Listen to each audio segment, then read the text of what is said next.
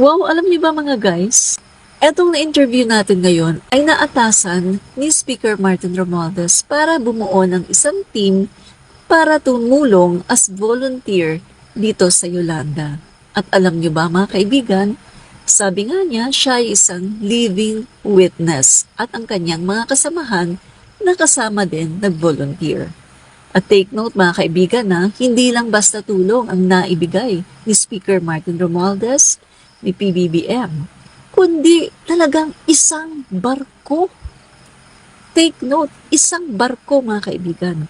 At ayon pa sa kanya, dumating si Speaker Martin Romualdez at PBBM November 13. Isang araw pa lang, nung nanalasa ang bagyo ay dumating na si Speaker Martin Romualdez at si PBBM. Sa mga kaibigan, maraming hindi nakakaalam nito. Pero itong ating interview ngayon ay alam niya dahil siya mismo ang inutusan ni Speaker Martin Romualdez at siya mismo ang naka-witness na talagang pumunta si Speaker Martin Romualdez. Nakita namin si Sir Martin, si President BBM, si Philip Romualdez. Umakyat talaga sila sa barko. At that time, nang pumunta kami sa ulod sa Tolosa, wala pa doon, pero ang sabi may isang barkong relief goods. Hindi dyan sa port area, doon na sa ulot. Yung trabaho namin is to magdiskarga ng mga goods at saka magkarga sa military ng mga truck.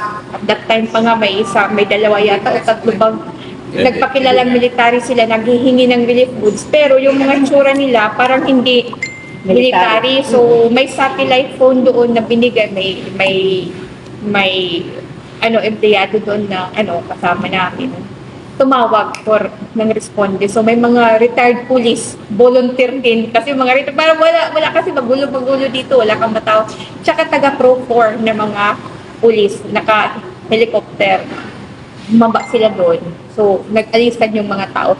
Pinaalis na nga muna yung barko, pinapunta dun sa gitna ba? Kasi yung mga relief goods noon, parang gold talaga, kumbaga, at that time.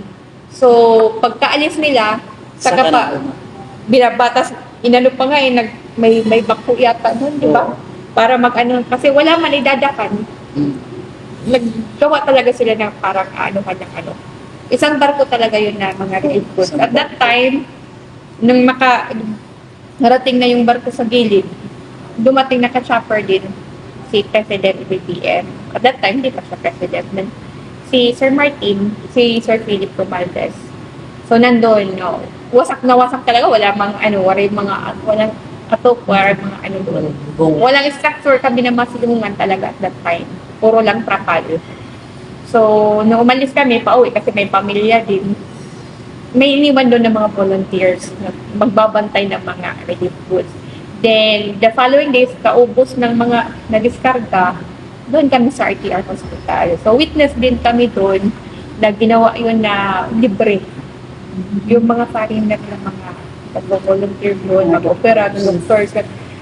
Kaya nag-ayos din kami ng hospital kasi dito, mga schools, mga libro. So, naglinis kami, maraming patay doon. Tapos, nakita talaga namin si Sir Martin talaga, personal na tapos si Ma'am Yeda, ang pagkakalam ko doon, nabulan pa siya sa stress. Talaga po. So, hindi po pala talaga totoo yung mga kumakalat ngayon sa social media na si Speaker Martin daw ay wala daw ginawang tulong nung panahon ng Yolanda. Yan po kasi yung kumakalat ngayon sa lalo na sa Manila po, Metro Manila. Siguro dito sa Tacloban ay hindi. Pero yan po ang talagang kumakalat ngayon sa social media sa Metro Manila. Kaya isa rin po ang dahilan kaya kami pumunta dito kasi para personal po namin ma-interview talaga yung mga taga-Tacloban. Kasi kayo lang naman po talaga ang makakapagpatunay kung ano ba talaga yung tunay na nangyari. So bago po tayo ulit mag-proceed, pakilala po muna kayo yung inipong pangalan. Magandang araw, ako po si Marife Galapon Rodriguez. At that time, wala ako sa pwesto. Volunteer ako na nagserbisyo para sa mga tao. at that point yun na lang pwede kong maibigay sa mga tao being as volunteer. Kasi last November 12, 2003, nag-text ako kay Sir Martin na happy birthday. Then, nagtawag siya, sabi niya, kailangan mo yung tulong mo. Yung pala manpower ang kailangan niya sa sobrang gulo ng Tacloban, wala kayong makuha mga tao na gano'n. So, nag-input ako ng mga tao. Actually, yung Babatngon Leyte ko, apektado din kami ng bagyo, but hindi ganun ka-devastated, hindi sa Stormforge. Pero marami din. So, wala kami mga trabaho at that time, nag-volunteer kami. Sabi niya, manpower, report to Sir Glenn Capuchon sa RTR Hospital. So, the next following day, birthday ni Sir, nag-report kami doon. Then, dinivide yung mga tao, may sa RTR, meron doon sa Ulot. Tinatanong namin, bakit doon sa Ulot, Tolosa?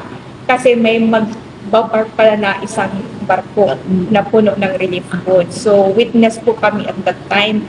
Pinapaikutan pa yung Ulot kasi nasira talaga, wala kang silungan. Pero makikita mo yung mga tao maakit ng bundok.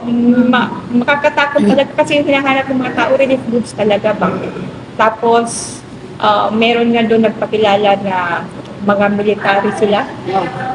Darating yung truck nila, kailangan nila kunin yung relief goods. Pero tinitingnan nila namin, parang hindi man ito military na mga tao ba.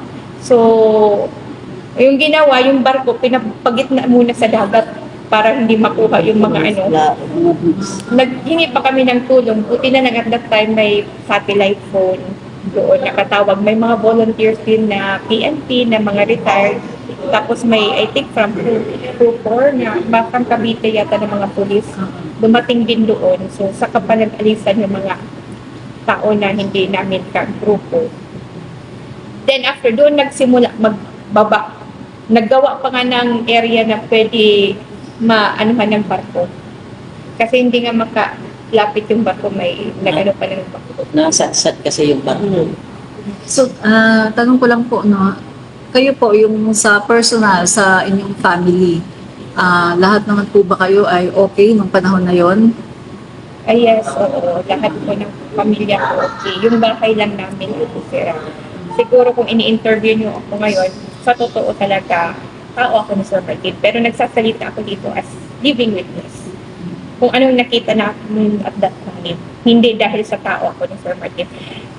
Sa hapon, I think, mga past 4, dumating na ka-helicopter sila President BBM, si Sir Martin, si Felipe Valdez. Umakyat talaga sila doon sa barko. Tinignan nila yung mga dala. Tinanong pa nga bakit nasira yung mga karton ng tubig.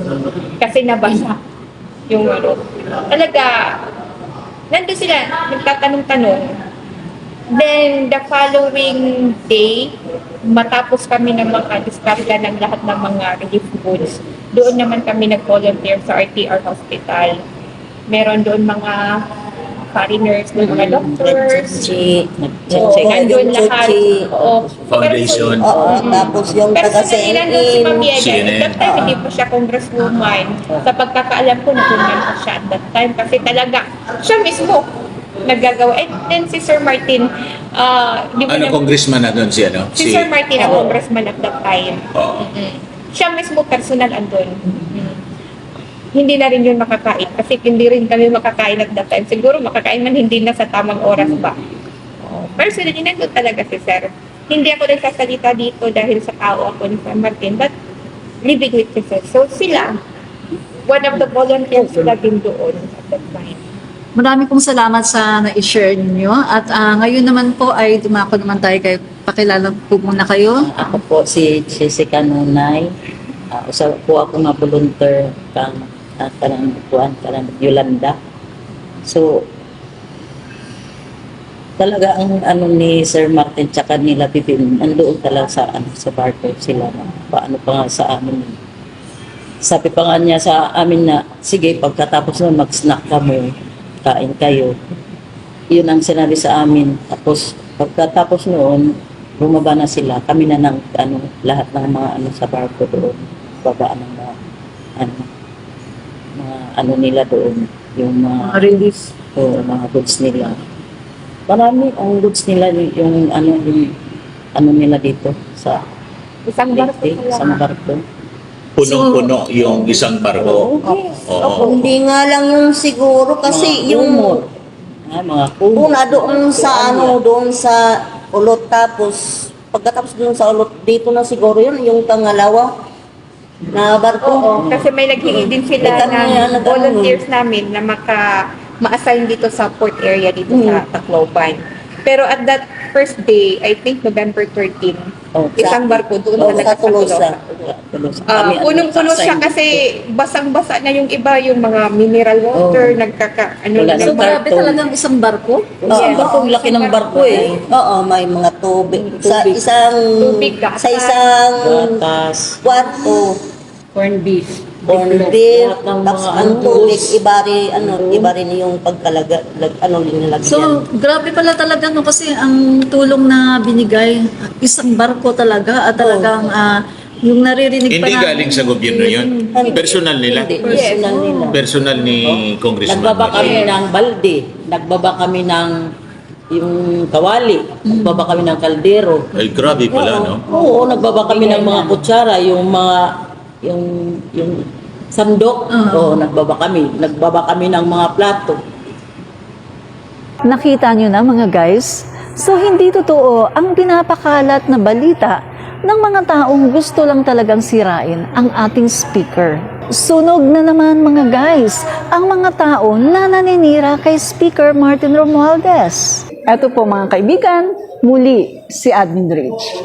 Fight fake news, expose the truth.